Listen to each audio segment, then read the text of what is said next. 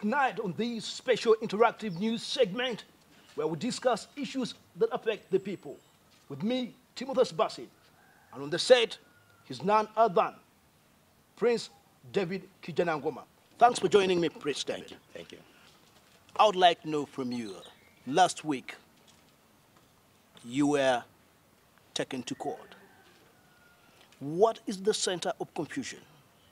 Well, last week I was taken to court because of malicious issues deriving from my policies, concerns of the Tooro people, that I stood up as I'm Tooro and I'm Movito from the ruling clan to say that enough is enough. Tooro needs the best from all the bad things that have been happening, and I was picked up from the palace. Apparently my grandfather built it, great-grandfather, Kasagama Chebambe. Is it the Rengoma Palace? The Rengoma Palace, yes. It was built by Chebambe Kasagama, and he built it for his mother, Queen Victoria Kahinju. And that palace is 111 years. This was one of a kind, although right now it's dilapidated. What are the issues of contention that you feel that the current King Oyo has completely lost focus of the vision of the kingdom? The problem in Tooro Kingdom under the reign of King Oyo started years ago, actually. And at that time, he was still young, he was growing up. And we, the Tooro, including myself as a relative, we gave him the benefit of the doubt because he was growing up as a young man. And then when he turned 18 years old, with all the Toros, including myself, we rejoiced ourselves, saying, okay, now our king has come of age. He's going to start doing his responsibilities as a culture leader. Unfortunately, it's been 5 years, actually coming 6 years since he turned 18 years old. And instead of showing the maturity, responsibilities as a culture leader, things have worsened. How do I say that things have worsened? The Tooro people are crying because of issues concerning like land. That's a very serious issue. In fact, even before I left Fort Potro a few days ago, yesterday, people are saying that what happened? Where is the moral responsibility of the kingdom of Tooro? The kingdom is supposed to be for the people, but unfortunately, the local people have been evicted from their land. Their crops have been destroyed. They are being threatened. Usually when they go to evict them, they use the state, the state, because the royal guards are provided by the state. So people are frightened whenever they see the royal guard states, the royal guard police or the army, they are frightened. That's one issue, the land issue. Another issue is for him abdicating his kingdom. 80% of his time, he spends it in Buganda. Well, there's nothing wrong with being in Buganda. He could be here maybe for some visitations or because it's the capital city, he can come and do some other things, but it does not mean that he has to stay here 80% of his time. Do you think that King Oyo is that a young man who cannot understand that he has a responsibility of going and check on his people, acquaint himself with the problems that his subjects are facing? Or you think there are other forces that are diverting his attention?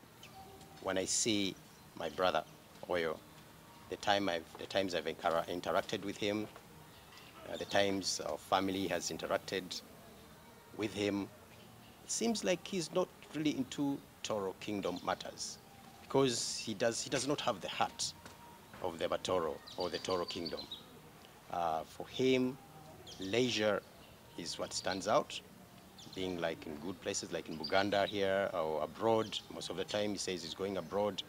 It seems like he does not have that drive of being a cultural leader. It seems like they forced him to be there. It seems like he found himself in a certain area or position that he did not choose for himself to have. Whom do you hold responsible for the kind of a laissez-faire life that he's living?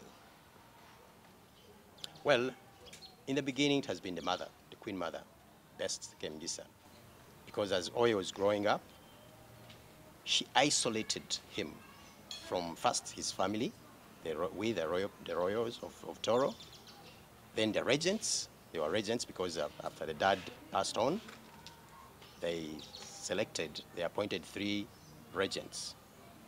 Those regents could not do their duties because of the mother. The mother could not allow them to do their duties that were appointed for them to do. Then we bring in the elders, the clan heads in Tooro, who are supposed to do the job of teaching or rising or, grooming the king, mentoring him. They also separated from him. And usually there is a problem that whenever you want to be close to King Oyo, the mother would come in and say that, oh, these people are going to kill you. These people are going to kill you.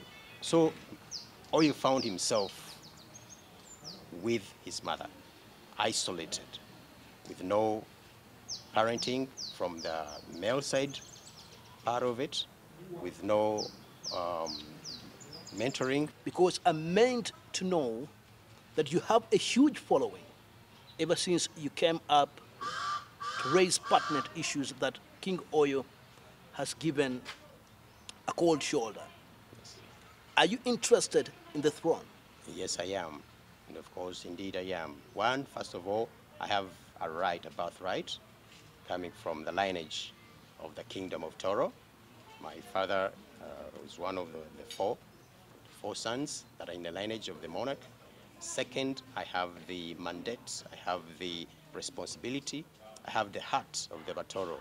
I have the love and affection of the Tooro kingdom to make sure that Tooro is good. Tooro has the respect. Tooro has the dignity that it once had.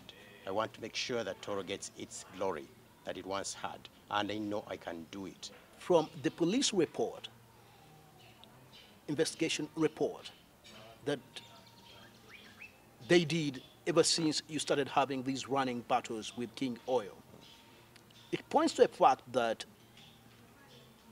the cause of the fight is that King Oyo has not taken interest in renovating the Rengoma palace. Is it the reason? No, that's not true. Actually, I would like to let people know that Tooro Kingdom has several palaces.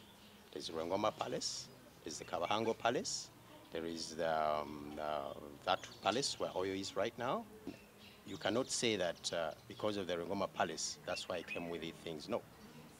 The palace of Rengoma has been dilapidated even before I was born. It's been like that.